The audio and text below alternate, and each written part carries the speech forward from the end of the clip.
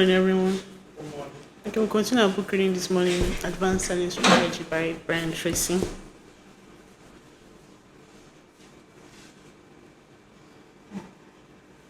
Yesterday, we looked at closing the sales. It was telling us on how it was teaching us how to close sales with a customer, telling us the sales process, how to remain friendly, how to be warm, how to be calm, to be able to get the confidence and trust of your client or your prospect. Today we'll continue from where we stopped, where we was talking about how to take care of the customer and make sure you're selling your product or your service to the customer in a way that it will solve his needs, his problems, and also bring solution to him. So we'll continue our book reading on page 383. Said, I remember sitting in a boardroom with the president of a large corporation. He was surrounded by his senior executive. I had done everything correctly up to this moment. I was yet to make the final presentation, that is, closing the sales, and get the check. The amount involved was $3.5 million, and I knew he wanted what I was selling. But at the end of the presentation, he started to back off. He suggested that we delay a final decision. He deferred to the executive around him, and they concurred that this was a big step and perhaps they should study a little more. Up to this time, I had focused on presenting the facts, the details, and benefits of the offer. I assumed that they would speak for themselves. I suddenly realized that the sale was slipping away. Something that I had worked on for almost a year was moving beyond my grasp. I remembered leaning forward and locking eyes with the president, ignoring everyone else in the room. I lowered my voice and said, Lyle, you know everything you need to know to make a decision right now. We have answered all the questions and satisfied all your requirements. You're not the only company that wants this deal, but we want to do business with you instead of the others. To close this transaction today, I need a check from you for $3,500,000, and I need it now. There was complete silence in the room. We were both watching each other, eyes fixed like gladiators in the ring. Neither of us looked away. After what seemed like forever, even though it was only about 30 seconds, he smiled to break the tension and then turned to his chief financial officer and said, why don't you get him a check while we sign these papers? The deal was done. The sale was closed. On another occasion, the same thing happened to me as a customer. A salesperson had visited me, analyzed my needs, prepared a proposal, reviewed the proposal with me, and gotten my agreement that what he was offering satisfied all my requirements. The following week, he called and said he would like to drop into our new office and see how they look. Perhaps he could have a cup of coffee with me at the time. After I had given him a tour around our office and we had sat down across my desk, he asked me if I had any questions or concern about the proposal. No, I told him. It looks fine. I appreciate him putting it together. I was looking forward to reading it through more carefully when I got some more time. I remembered him leaning across the desk towards me and saying, Brian, if this is exactly what you need and you have no further questions, then I will need a deposit check for you for $950 right now. He was polite but firm. His gaze never wavered from mine. He was friendly but absolutely clear about what he wants. I looked at him for a while, while he looked at me. Finally, I smiled, called my controller, and asked her to prepare a check in the amount he had requested. Here is the point. In both cases, everything had been done correctly. The president of the other company wanted the product just as I did. We had no further questions or objection. We looked forward to enjoying the benefits of ownership. We had no reasons not to buy. But if I hadn't asked the president, or if the salesperson hadn't asked me, we wouldn't have bought. We would have continued to procrastinate and delay, maybe even indefinitely. Customers like to be asked. More than that, they need to be asked. One of the major weaknesses in business today is that salespeople will carry the sales process through to the final moment and then pull back for fear of offending or antagonizing the prospect. You have probably read the words of George W. Cecil, who wrote, "On the plains of hesitation, bleach the bones of countless millions, who at the dawn of victory sat down to wait, and waiting died." Customers both like and respect the salespeople who ask for the order. They do not want to be told or talked down to. They want to feel as though they are making up their own minds. They want good advice and counsel, and they want to be helped to make the best buying decision possible. They want a friendly relationship with a professional salesperson, and they want to feel confident that they are doing the right thing. But after all that, they want you to ask for the order. 10 closing requirements. Before you do anything, you have to do something else. Before you ask the customer to make a buying decision, there are a series of bases you must touch.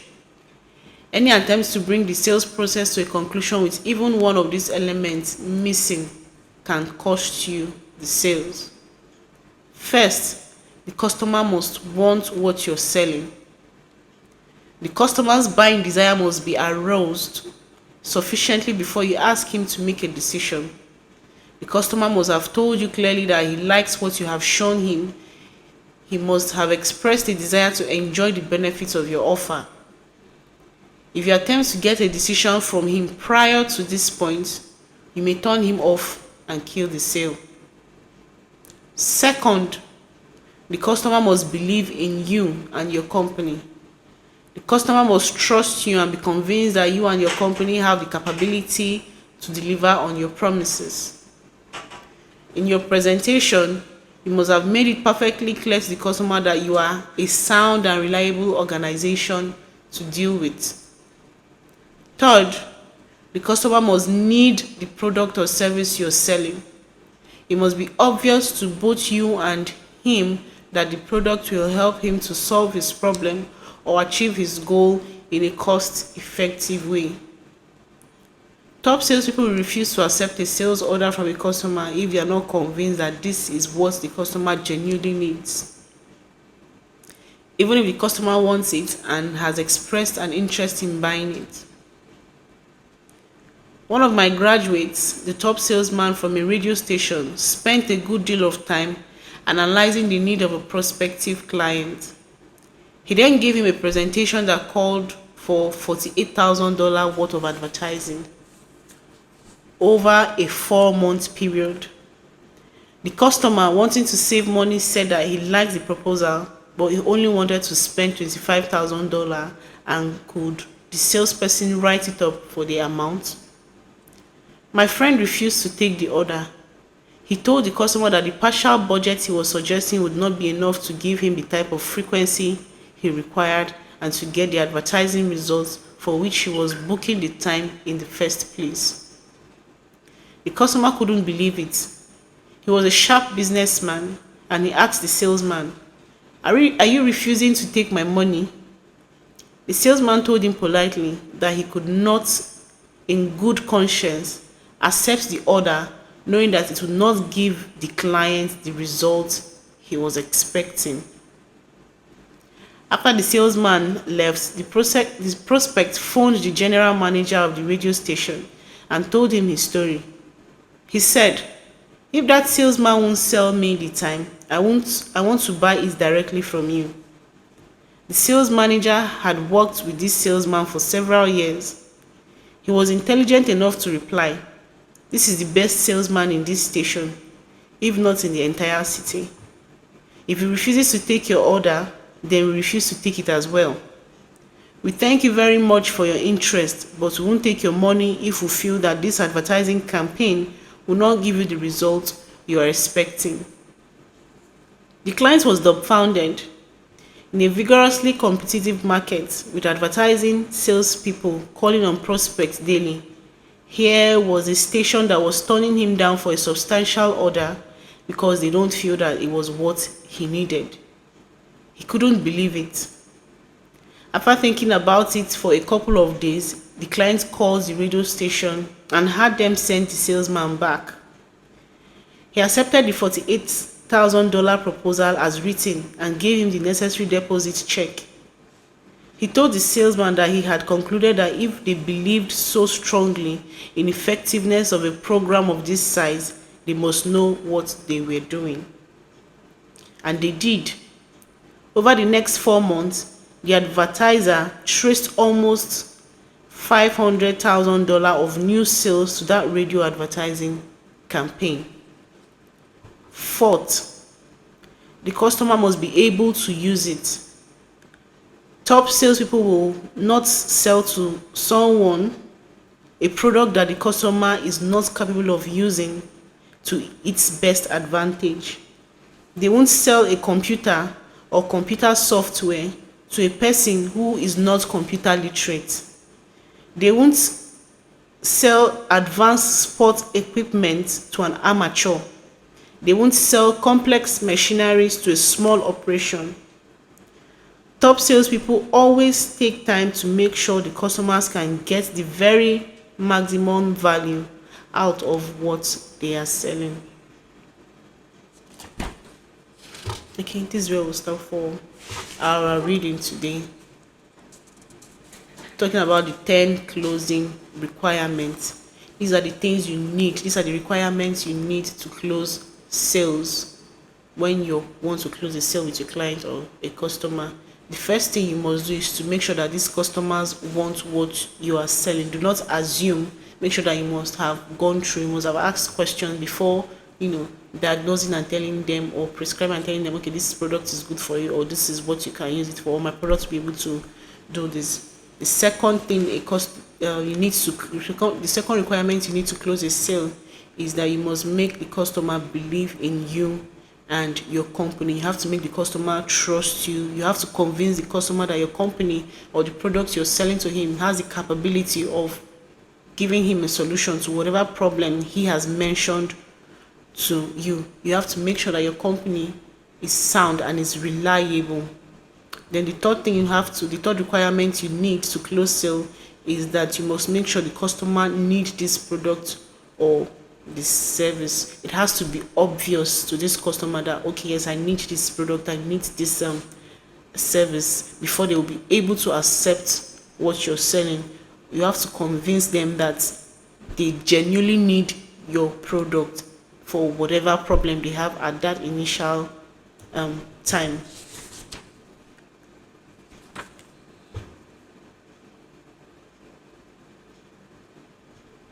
The fourth requirement you need to close sale is to make sure that your customers can be able to use it. There are so many people that buy things that they are not able to use. There are so many salespeople that sell things to clients or customers that they know that they will not use. So when making sales to your customers, make sure that they are capable of using this product or service that you are going to sell to them. Make sure that it's going to be an advantage to them. Make sure that they are the right people that you're selling this to. Like it said here, a good or a professional salesperson will not sell a computer or a computer software to someone who is not a computer literate, or you won't sell a sport equipment to an amateur, or you won't sell a complex machinery to a small operator. So as a top salesperson, you always have to take your time to make sure that the customer gets his maximum value, and make sure that the person you're selling to knows how to use whatever